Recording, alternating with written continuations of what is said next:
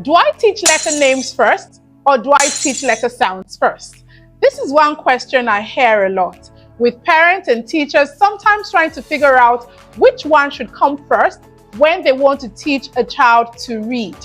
Now, the very simple answer that I would give is it is better to teach letter sounds first. Now, the reason is because when you teach a child to read letter sounds first, they use a knowledge of sound to link letters together, which we refer to as blending.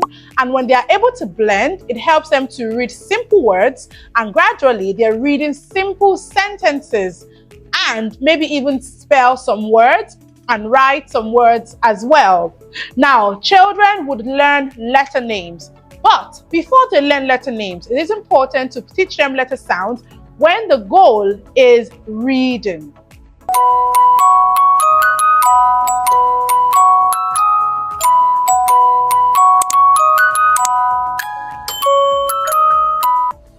Hello and welcome to my channel. My name is Oluwa from Michael-Ayeni. I am an early years educator, a phonics and reading expert. On this channel, I share phonics, reading, and diction tips, as well as early years education tips, which are useful for both parents and teachers in the school. If you're new here, please subscribe and be sure to hit the notification bell so you can get notified when my videos come up. So when it comes to teaching children to read, phonics is an amazing tool to help you teach the children the link between letter sounds and letter names. So with phonics, you're teaching the children to identify the letters, which we refer to as graphemes, through the sounds they make, that is, the phoneme. So grapheme is the letter representation and phoneme is the letter sound which they hear. And like I said earlier, when teaching children to read, it is better to start with the letter sounds.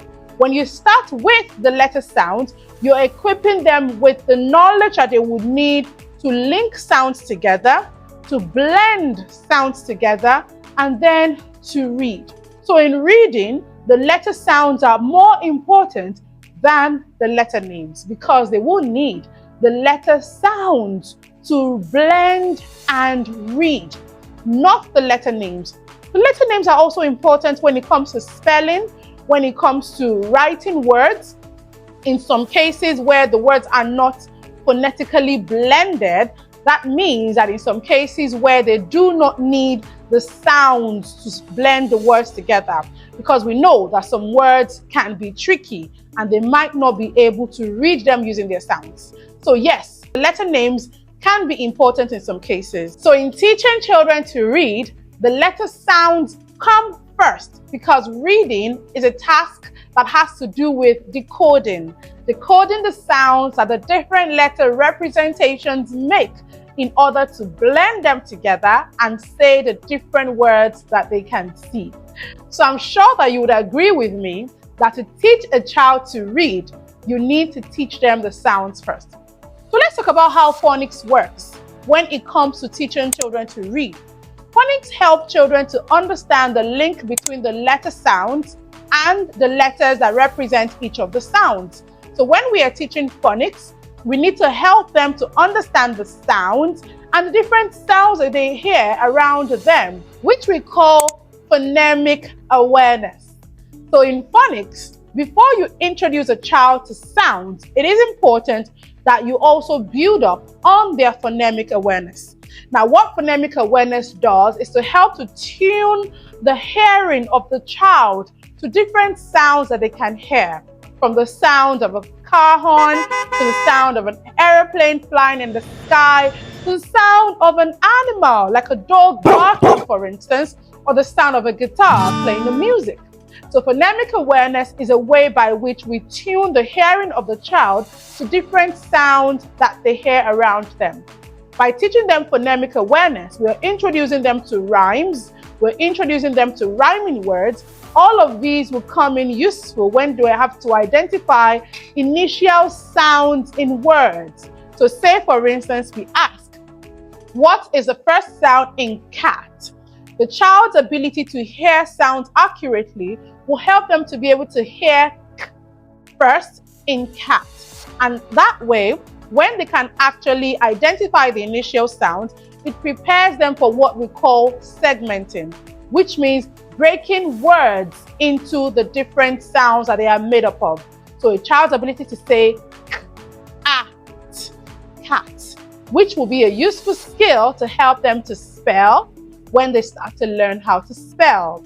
So phonemic awareness is a very important part to introduce before we start to teach them letter sounds. Now the next part is introduce letter sounds one after the other. It is important to introduce children to letter sounds without having to rush it. So we don't have to teach the sounds of the letter A to Z at the same time, or teach maybe A to D at the same time.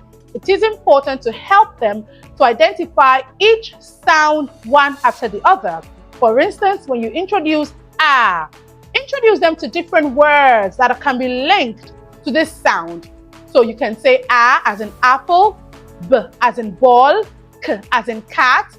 When you teach a sound A, make sure that it can associate that sound to different words that begin with the A, while you're also trying to work on identifying the grapheme, that is the letter that represents this sound, which we mostly know as the letter A. So the written representation of that letter is what we call the grapheme. At this point, you don't have to teach them that the A is the letter A, but the focus is that they can identify the grapheme when they see the letter, and then they know the sound that it makes is A. So you're not particularly teaching the letter name, but you're teaching the symbol that represents the letter sound. So as you teach each of these sounds, be sure to use different fun and engaging activities. Don't just teach a sound in isolation. Don't just let them hear it. Let them touch it. Let them feel it. Let them see the object. Use different multisensory methods. Let them sing about A. A good phonics app can be the Jolly Phonics app, where they have different songs for each of the sounds taught, and stories as well. Let them role play, act out the drama, imitate the snake, imitate the girl that has the ant going up her arm as they say ah, ah. Let them act it out and be active parts of these lessons, where they learn about each of the letter sounds one after the other. So that at the end of each lesson, they not only know the sound, but they can link it to an object that begins with the sound. So if you say, for instance, the child can tell you as in pot, as in popcorn.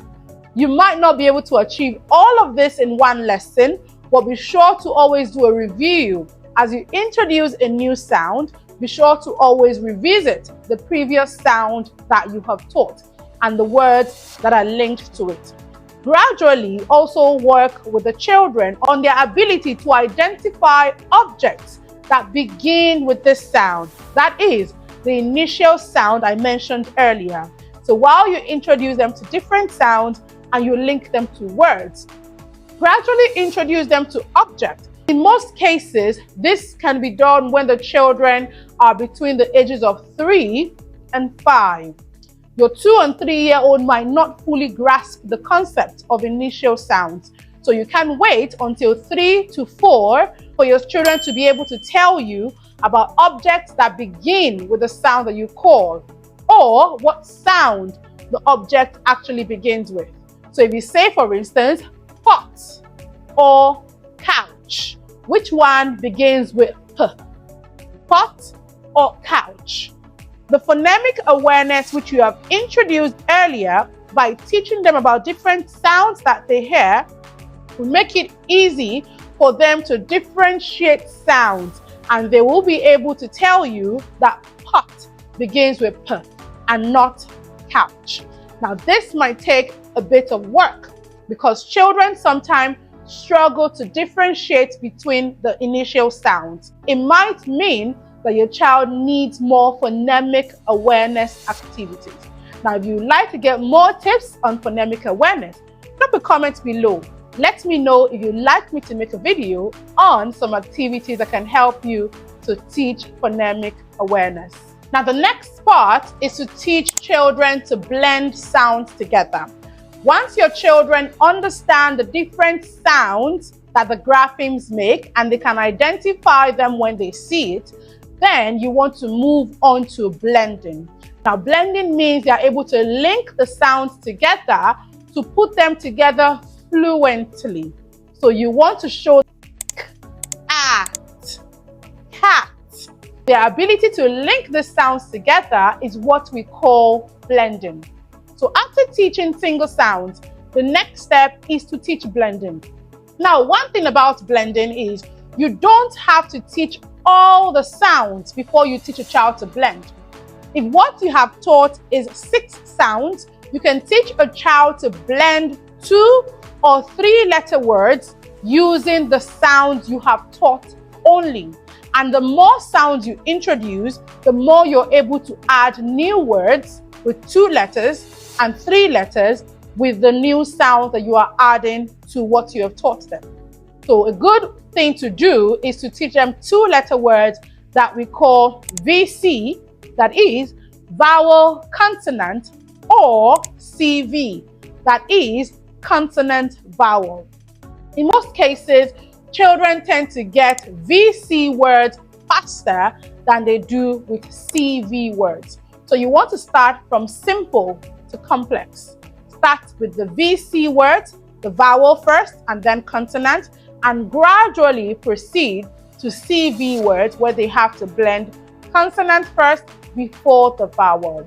Now, once your children have mastered words with VC and CV fluently, then you can introduce CVC words, which we call consonant vowel consonant words. Those are 3-letter words having the vowel in the middle and 2 consonants, one at the beginning and the other at the end. So first, remember, you want to work on their phonemic awareness. Next, you want to introduce sounds one after the other, and then you introduce them to blending. Now, one thing to note is that sometimes when children are learning to blend, they tend to segment. Segmenting can mean saying this word and saying as instead of as, or saying this word and saying to apple instead of tap. That is called segmenting, which means the child is still breaking into individual sounds and is not yet able to blend them together fluently. So it is recommended that when you're practicing blending, you practice consistently. And while you're doing this, model to the child what your expectations are in terms of blending the words together fluently as opposed to segmenting. Now, the next thing would be to teach the children about digraphs and consonant clusters. Now, once your children have mastered how to read VC, CV, and CVC words, the next thing would be to start to introduce them to digraphs. Now, one thing I always say is that before you introduce digraphs, I think it is important to let the children now know about letter names and maybe even vowels and consonants. So remember, previously you have only focused on sounds. Another reason we are not introducing letter names yet is because letter names can sometimes confuse the children when you're teaching them to read.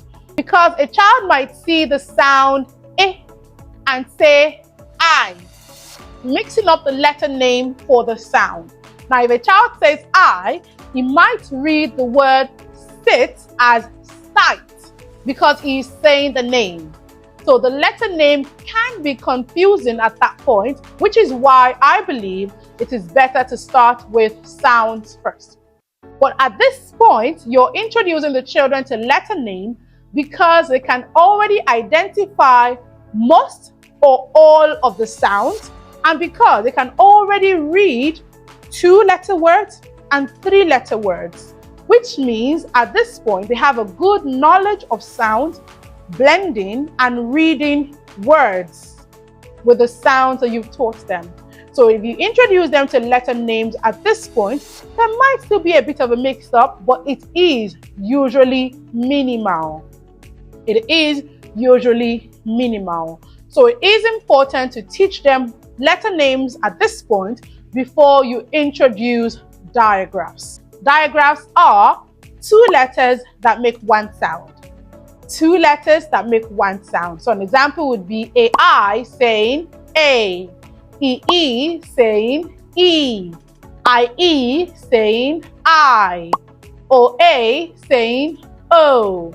Now you would see that the reason we're introducing the children to letter names at this point is so that you're able to name the two letters that would come together to make this grapheme. Remember that we said that a grapheme is the letter representation of the sound they hear. Now, as you introduce children to digraphs, guide them to see the letters that make up the sound and gradually start to teach them words that have these digraphs, so that when they see the word, they know that this has G, O, T, goat. Instead of saying G, O, A, they know that these two would make only one sound at this point. So it is a good time to introduce them to digraphs and also to consonant clusters, where we have two consonants coming side by side. Consonant clusters can sometimes be a tongue twister for children, which is why it is important that we teach them as well, so that they are able to say one consonant before the other, as in ask, as in flask. In flask, for instance, we have the beginning cluster and the ending cluster. So some words might have beginning clusters or ending clusters. Consonant clusters are also referred to as consonant blends. So after teaching the children to blend, and you've taught them to blend 2 and 3 letter words, you can introduce your digraphs and consonant clusters, which will now help them to read words that are slightly longer from the CVC that they have practiced before, because now they're reading CVC words that have the digraphs at the V in the middle, and sometimes CVCC, because we have two consonants coming side by side, or CCVC. So the consonant clusters can be at the beginning or at the end. Now, while your children have understood what it means to blend, either VC, CV, or CVC, or the CVCC and CCVC words, it is important to introduce them gradually to short sentences, which can also call short captions. So that way, the children can start to read simple sentences. But before this, they should know how to also identify tricky words. These are words that can sometimes confuse children because the letters do not particularly say the sounds that they are familiar with. So you can introduce them to these tricky words like to, do, go, we, she, they, I, the, for children to identify without particularly blending them. Because we cannot phonetically blend these tricky words, it is important that you teach them to children one after the other. In some cases, you would hear these tricky words referred to as sight words, which means the children need to learn to read them by sight and not with sounds. Now, having introduced a few tricky words, it is important to start to teach children to read sentences, or what we call captions. So they can start to read sentences like a cat sat, the man ran, that is my bag, because you will teach words like that, my, he, be, she as sight words for them to identify by sight. Now, while you've taught all of these, the single sounds, blending, digraphs, clusters, sight words, and introduction to short captions and sentences, which will be made up of only the sounds that you have taught as you continue to teach new sounds, it is very important that you use texts that are controlled. That means that you're using books that actually focus only on the taught sounds, so that children do not get confused when they start to come in contact with words that they do not know. Maybe longer words that do not have any of the sounds they have learned, or sounds that they have not been introduced to. It is important that you introduce books at their level of reading so that they are able to read them confidently before you introduce new books with the sounds, tricky words, digraphs, and clusters that you have taught. So that way, you give them words, sentences that have to do with only what you have taught them and the targets that you expect them to be able to meet. So you have to be intentional about the different texts that you expose them to. Now, one thing with reading is you have to practice consistently. Reading has to do with consistent practice in order for the children to actually master it. Another thing to mention is that while you teach children to read, it is important to assess their comprehension level as well. So that while they read a sentence, you ask them about the sentence they have read, because you want to check that they understand exactly what they read. So if a child reads, for instance, "The man ran," you want to ask a question like, "Who ran? Why do you think he's running?" Also because you want them to also think and come up with their own explanation for why the person might be doing such thing. Another one could be, "The cat sat on a mat." Who sat on the mat? Why do you think he sat on the mat? So you also get them to think deeply and come up with their own answers to what they have read. That way, you are building up their comprehension level and also getting them to use their own vocabulary to explain the information that they have gathered. I believe that all of these would help you to teach your child to read, because as you expose them to more sounds and more words, it makes it easier for them to read fluently. And as you go on, remember that there are different sounds, 2 letters that would be digraphs and also 3 letters that would be trigraphs that you would need to teach the children. There are a lot of tools that you can find online for teaching children to read in a systematic method, so that you don't just mix up the sounds. It is important that you understand which set of sounds would come first and which set of sounds would come next.